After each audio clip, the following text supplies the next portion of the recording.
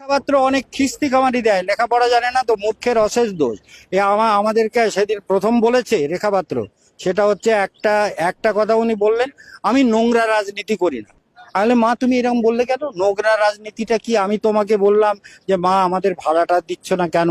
বলে আমি এই পড়ে আছি, আমার কাছে এখনো টাকা আসেনি।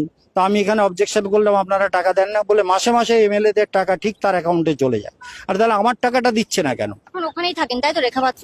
রেখাপাত্র ওখানেই আছেন, ওখানেই আছেন, অথচ না তো জমিটা কেনার কোনো ব্যবস্থা হচ্ছে, না রেখাপাত্র কোনোভাবে মাসিক যে টাকা ভাড়া সেটাও দিচ্ছে না। এই নেবুখালীতে আমার একটা গেস্ট হাউস আছে, গেস্ট হাউসটার নাম হচ্ছে কেশবানন্দ প্যালেস। সেই কেশবানন্দ প্যালেস আমার নিজের গেস্ট হাউস, 4 বিঘা জমির উপরে, 3 তলা বাড়ি। তো ওকে কেউ ভাড়া দিচ্ছিল না, যেহেতু বিজেপি আসবে কিনা কোনো ভরসা ছিল না। আমি ওনাকে ভাড়া দিলাম, যে আমি তো ছোটবেলার থেকে বিজেপি করি, সেই তপন শিকদারের টাইম থেকে, যখন তপন শিকদার প্রেসিডেন্ট ছিলেন বিজেপি। তো আমি ওনাকে বললাম যে আপনি আমার এটা ভাড়া নিন। তো 70,000 টাকা ভাড়া কথা হয়, হয়ে 4 বিঘে জমি, বাগান বাড়ি টাড়ি সব ওরা ব্যবহার করছে। এবং ওই ওখানে খাওয়া দাওয়া, উৎসব আনন্দ, পিকনিক, তা পুকুর আছে, সবকিছু নিয়ে ওরা আছে। রেখাপাত্রই ভাড়া নিয়েছিল। কত সালে? এই তো ওই 26-এর এপ্রিল থেকে ভাড়া আছে। এপ্রিল মে ভাড়া দিয়েছে, এই জুন জুলাই আগস্ট পুরো 3 মাস হয়ে গেল, কোনো ভাড়াও দেয় না, প্লাস কেনার কোনো কথা বলছে না। আমি সমস্যায় পড়েছি যে আমার আমিও মহারাজের ওই বাড়িটা দেখেছি। আর উনি আমাদের যে মুখ্যমন্ত্রীর যে আহ, জনতার দরবারেও গিয়েছেন নাকি এই বিষয় নিয়ে। আপনারা জানেন যে আমার পা ভেঙে যাওয়ার জন্য আমি 1 মাসেরও অধিক, আজকের এই 1-1.5 মাস হতে যাচ্ছে, আমি বিধানসভায় যেতে পারিনি।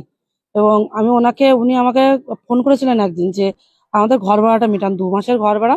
এবার ওনাকে আমি বললাম যে আমি ঘর ভাড়াটা আপনাকে যত সম্ভব আমি দেওয়ার চেষ্টা করছি।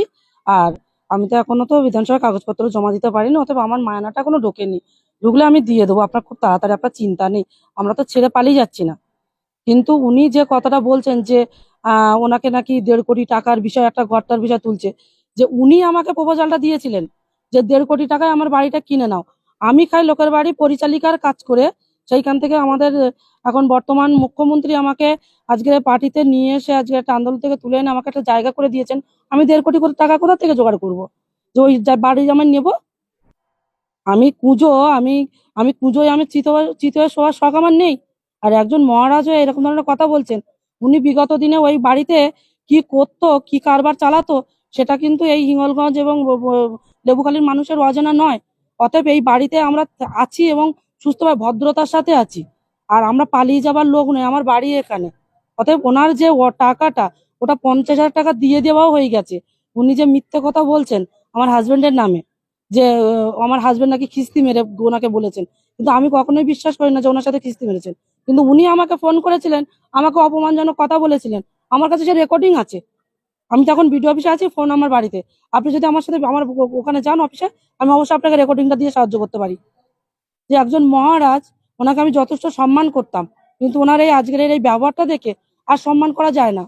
একটা গেস্ট হাউস যেটাকে আমরা পার্টি অফিস অথবা ভারতীয় জনতা পার্টির একটা মন্দির গড়ে তুলেছি, সেই মন্দিরে উনি বিগত দিনে যে নোংরামিটা করতেন, এবং উনি ভাড়া দিয়ে সেখানে বাইরের থেকে মানে কি বলবো একটা র্যাকেট চালাতেন ওখানে। পুলিশও গ্রেপ্তার করেছিল হ্যাঁ, তো তো ওনাকে উনি আমাকে যখন, আমি ওনার মেয়ের বয়সী, উনি আমার পিতৃতুল্য একজন ব্যক্তি, তো উনি আমাকে অসম্মান করলেন আজকে।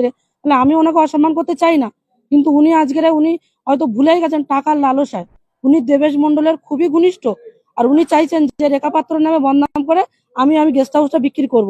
গেস্ট হাউস কেউই নেবে না, কেননা সবাই জানে যে ওখানে কি হতো। আর মহারাজ ওটাকে বৃদ্ধাশ্রম করবে বলে ওই জায়গাটা, ওই গেস্ট হাউসটা বানায়, এবং ওই জায়গাটা মানুষের কাছ থেকে সই নিয়ে উনি ওই জায়গাটায় ওই ঘরটা বানায়। তারপরেও উনি ওখানে বৃদ্ধাশ্রম করেনি, ওখানে এইসব কারবার চালিয়েছেন। আর আমি সসম্মানে ওখানে আছি, আমি পালিয়ে যাওয়ার মেয়ে নই। 10 পয়সাও যদি উনি পান, 10 পয়সা ওনাকে আমি দিয়ে যাব। আজকে উনি মুখ্যমন্ত্রীর কাছে গেছে, অর্থাৎ ভারতীয় জনতা পার্টিকে অসম্মান করেছেন, আমাকে অসম্মান করেননি উনি। কারণ আমি গরিব মানুষ, উনি ভালো করেই জানেন। ওনাকে আমি বারবার বলেছি যে আপনি জানেন মহারাজ যে আমার তো সে সমর্থন নেই, অতএব আমি আপনাকে, আপনার টাকাও আমি মেরে খাবো না, আপনি এইটুকু ভরসা আমার উপর রাখতে পারেন। মানুষ টাকার লালসায় কতটা নিচে নামতে পারে সেই দিক থেকে আমি আমি গর্বিত যে আমি এই টাকার লালসাটা আমার মনে নেই। একজন মহারাজ, একজন সাধু সন্ত হয়ে এত লালসা ভালো না। আমি বলতাম না, কথাটা বাধ্য হয়ে বললাম। যদি আমার ভুল হয় সবাই আমাকে ক্ষমা করবেন। দখল করে রেখেছেন বলছে। কোনো দখলদারি নয়, 1 বছরের এগ্রিমেন্ট করা আছে, 1 বছর পরে ওনার গেস্ট হাউস আমরা ছেড়ে দেবো।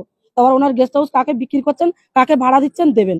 আর ওই জায়গায় বৃদ্ধাশ্রম করবে বলেছেন, আমি দাঁড়িয়ে থেকে ওখানে বৃদ্ধাশ্রম করে দিয়ে যাবো। ওখানে